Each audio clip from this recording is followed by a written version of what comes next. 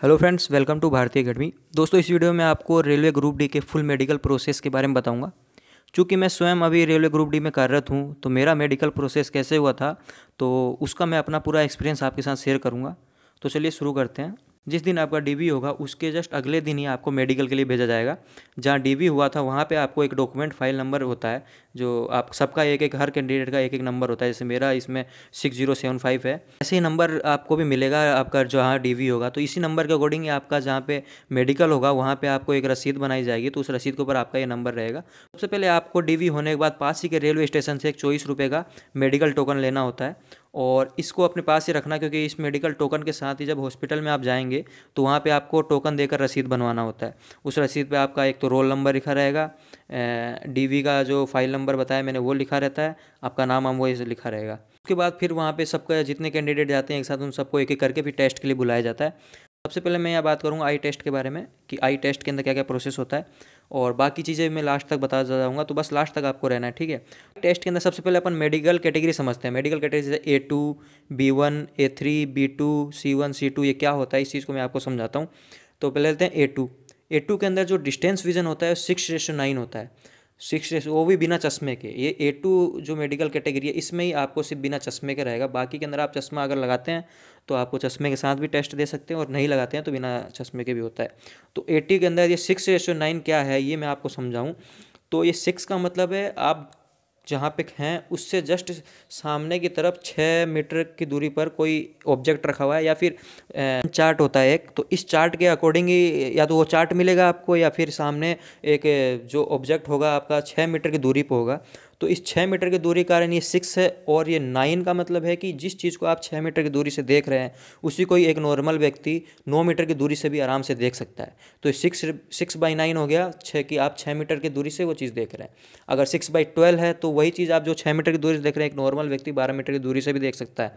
और अगर 6/6 है तो 6 मीटर की जो दूरी से आप देख रहे हैं वो 6 मीटर की दूरी से ही दूसरा व्यक्ति भी देख पाएगा, ठीक है। तो आई होप ये आप समझ गए होंगे 6/9, 6/12, 6/18 क्या होता है, ठीक है। तो अब इसके बाद बात करते हैं नियर विजन की। A2 में नियर विजन था 0.6, तो 0.6 नियर विजन हो जाएगा। नियर विजन डिस्टेंस विजन में क्या क्या कराया जाता है वो अभी मैं आगे सब कुछ बताऊंगा आपको। A2 कैटेगरी में ही आपको अगर है तो आपको कलर विजन भी पास करना है, बायनोकुलर विजन भी पास करना है। ये सब जितने भी आई टेस्ट होंगे पूरे पास करने होंगे। बाकी टेस्ट भी जो ब्लड टेस्ट हो गया, BP हो गया, जर्नल टेस्ट होता है, वो सब आपको पास करना होगा A2 कैटेगरी के अंदर। इसी प्रकार A3 में आपका जो डिस्टेंस विजन होगा वो 6/9 होगा। ये आप गूगल के साथ भी कर सकते हो, बिना ग्लास के भी कर सकते हैं, ठीक। अगर आप ग्लास लगाते हैं तो ग्लास के साथ करिए, और नहीं लगाते हैं तो बिना ग्लास के ही करिए। इसके अंदर मैं बता दूं कि जो आपके आई पावर है वो 2 डायोप्टर से ज़्यादा नहीं होना चाहिए।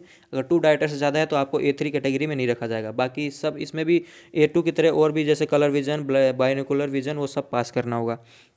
फिर बात करते हैं B1 कैटेगरी की। B1 कैटेगरी में 6/9 और 6/12 ये दोनों का रखा गया है। इसमें भी आप चश्मे से और बिना चश्मे के ये कर सकते हैं।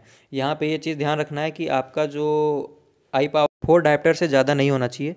तो ये इसी प्रकार B2, C1, C2 बाकी सब कैटेगरी है, उस वो सब कैटेगरी के अंदर पूरा दिया हुआ है कि इसमें कितना डिस्टेंस से किया जाता है। तो ये चीज़ आपको गूगल पे पर आसानी से मिल जाएगा। आप करेंगे देखेंगे तो आपको पूरे कैटेगरी के अंदर किसका क्या क्या मेजरमेंट होता है वो आपको मिल जाएगा, ठीक है। अब इन सब कैटेगरी के हिसाब से आपको कौन कौन सी पोस्ट मिलेगी वो सब मैं आपको वीडियो के लास्ट में बताऊँगा, जब मेडिकल प्रोसेस पूरा खत्म हो जाएगा। तो लास्ट तक आप ज़रूर देखना है। और मैं यहाँ बता दूँ, आपने अभी तक मेरा चैनल सब्सक्राइब नहीं किया है तो सब्सक्राइब करके बेल आइकन जरूर दबा देना, जिससे ग्रुप डी के जो भी वीडियोस हैं मैं बनाने वाला हूं और मैंने जो बना दिए हैं उनके नोटिफिकेशन आप तक रहे। मैं यहाँ बताऊं कि मैंने एक 20 मिनट का वीडियो बना रखा है, जिसमें मैंने पूरा PT से लेकर ज्वाइनिंग तक का पूरा डिटेल दे रखा है उस वीडियो के अंदर, जो आप मेरे देख सकते हैं। हो सका तो इसके डिस्क्रिप्शन में लिंक भी मैं डाल दूंगा, यहाँ से आप उस वीडियो को देख सकते हैं, उसमें पूरा प्रोसेस दिया हुआ है। बात करते हैं जो नियर विजन होता है उसके लिए क्या करते हैं। तो नियर विजन सबसे पहले आपको एक कागज़ होता है, उसके ऊपर कुछ लिखा हुआ रहेगा, उस लिखे हुए को ही आपको पढ़ना होगा। तो उसके लिए आपको एक आँख को एक हाथ से बंद करवा दिया जाएगा,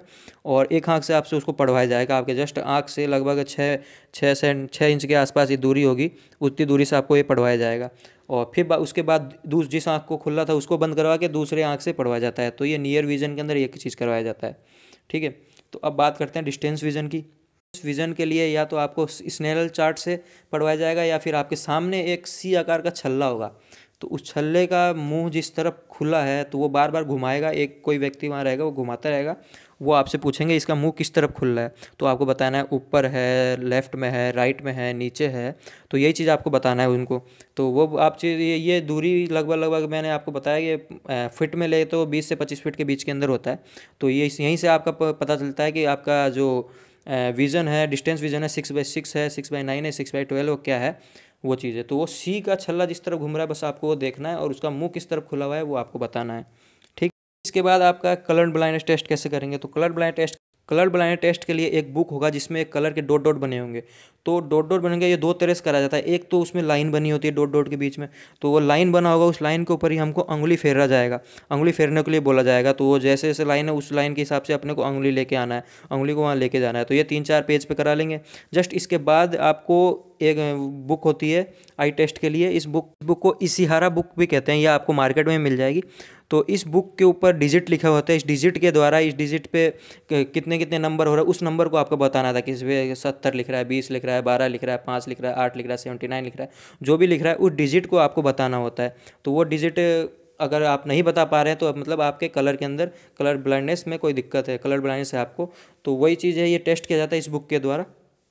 आई टेस्ट के अंदर जो ये कलर विजन टेस्ट होता है इसी में बहुत से कैंडिडेट को तकलीफ होती है, और अगर इसमें आप अगर फेल हो जाते हैं तो इसमें बहुत दिक्कत होती है। इसमें दिक्कत क्या होती है मैं थोड़ी देर में बताता हूँ आपको। इसके बाद आपको एक चश्मा पहना जाएगा जिसमें एक तरफ तो ग्रीन कांच होता है, एक तरफ रेड कांच होता है। तो इसके पहनाने के बाद सामने एक 3 लाइट रहता है, 3 लाइट में एक रेड होता है, एक ग्रीन होता है, एक वाइट होता है। तो उसमें एक एक लाइट करके जलाया जाता है। फिर आपसे पूछा जाता है कि सामने कौन सा लाइट जल रही है, ग्रीन जल रही है या रेड जल रही है या कौन सी जल रही है। तो वो चीज़ आपको ये बताना पड़ता है। तो वो एक तरह से कलर टेस्ट का ये एक हो जाता है।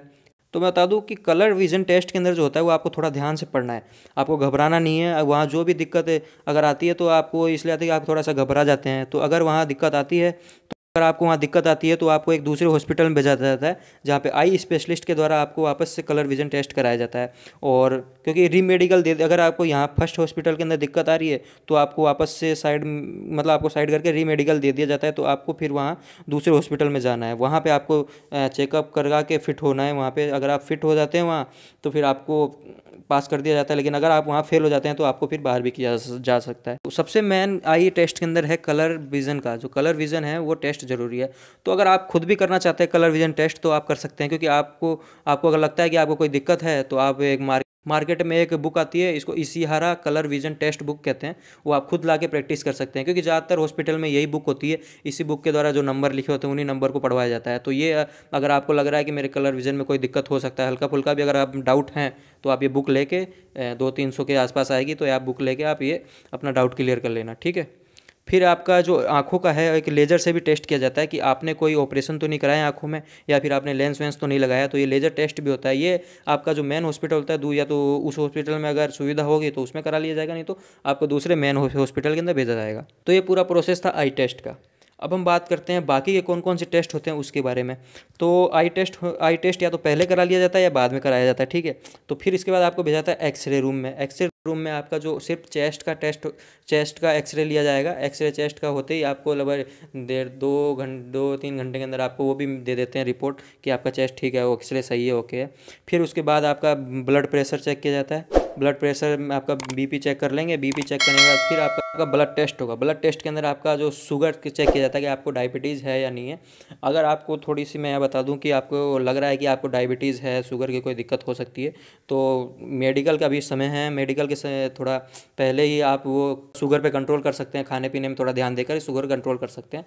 तो इस शुगर के लिए आपको आजकल डिजिटली चेक किया जाता है, वो छोटा सुई लगा के फिर वो डिजिटल चेक हो जाता है शुगर, उस हिसाब से वो टेस्ट किया जाता है, ठीक है। उसके बाद ब्लड प्रेशर चेक किया जाएगा। ब्लड प्रेशर नॉर्मली चेक कर लिया जाता है कि आपका ब्लड प्रेशर हाई भी लो है या हाई है, वो चेक कर लिया जाता है। फिर उसके बाद आपको यूरिन टेस्ट होता है। यूरिन टेस्ट के लिए एक पेपर दे देते हैं, उस पेपर के ऊपर ही आपको यूरिन करके फिर उसको देखना होता है। उसका बस कलर क्या चेंज हो रहा है उस हिसाब से वो पता कर लेते हैं कि हाँ यूरिन ठीक है नहीं है, ठीक है। फिर इसके बाद आपको एक जर्नल टेस्ट के लिए लेके जाता है। वहाँ पे जर्नल टेस्ट के लिए आपको नीचे कपड़ा उतार कर आपका एक तो हाइड्रोसिल और पाइल्स चेक किया जाता है। तो हाइड्रोसिल के अंदर देखा जाता है कि भाई जो आपका टेस्टिस हैं उनमें पानी तो नहीं भरा हुआ। पानी अगर भरा हुआ रहता है तो आपको इसके रीमेडिकल करवाया जा सकता है। इसके रीमेडिकल की आपको भेज दिया जाता है कि भाई आप रीमेडिकल हो जाएगा अगर नहीं भरा हुआ है तो, नहीं तो आपका नॉर्मल सही है तो आपको कोई दिक्कत वाली बात नहीं है। फिर उसका पाइल्स के लिए आपको झुका के बोला जाता है, खांसने के लिए बोला जाता है। आप खांसते हैं तो वो इस हिसाब से वो चेक करते हैं, ठीक।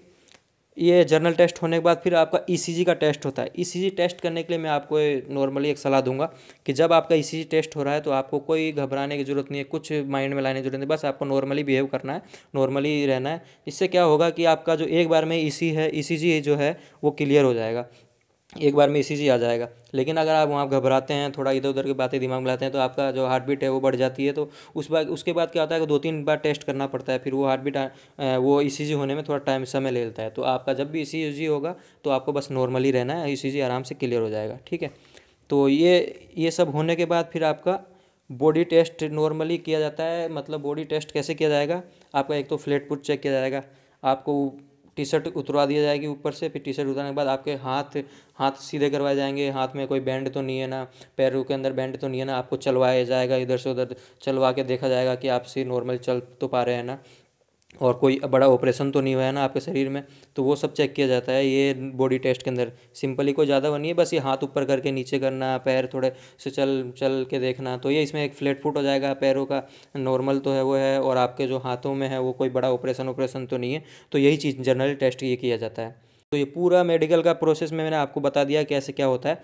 तो सबसे पहले मैंने आई टेस्ट बताया कि कैसे आपका जो रसीद बन जाएगा, रसीद बनने के बाद आपका जो टेस्ट होगा, तो या तो पहले टाइम सबसे ज़्यादा आपका लगेगा आई टेस्ट के अंदर ही, उसके बाद बाकी में ज़्यादा टाइम नहीं लगता है। एक्सरे भी तुरंत हो जाता है, उसके बाद ब्लड शुगर नाप लेंगे, फिर बीपी नाप लेंगे, उसके बाद जर्नल टेस्ट हो जाएगा, और फिर उसके बाद जो यहाँ पे आई टेस्ट होता है वहीं पे आपको ये जर्नल टेस्ट कर लिया जाता है।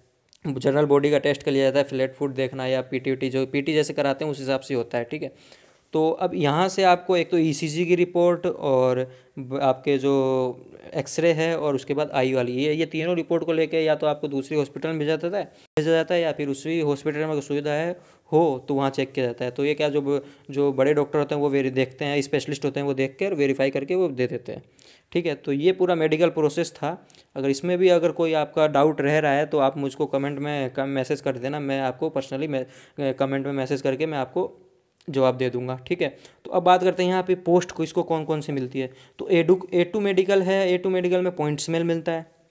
B1 में आपको असिस्टेंट ब्रिज मिल जाएगा या असिस्टेंट CNW मिल जाएगा, असिस्टेंट लोको सिल डीजल, असिस्टेंट लोको सिल electric, assistant signal and telecom, assistant TI and AC, और जो ट्रैकमैन है, ट्रैकमैन 4 होते हैं, उनको B1 मेडिकल कैटेगरी होता है। तो B1 के अंदर से 5-6 पोस्ट हैं, तो ये सब B1 वालों को मिलती है। उसके बाद B2 होता है, B2 और उसके बाद C1। तो C1 के अंदर असिस्टेंट वर्कशॉप और असिस्टेंट डिपार्टमेंट के डिपो स्टोर के अंदर मिल जाएगा, असिस्टेंट आपको AC वर्कशॉप के अंदर मिल जाएगा, असिस्टेंट वर्क मिल जाएगा, और हॉस्पिटल असिस्टेंट जो होते हैं वो भी C1 के अंदर आते हैं। तो C1 के अंदर भी 5-6 पोस्ट हैं, ये इस हिसाब से पोस्टें मिलती है।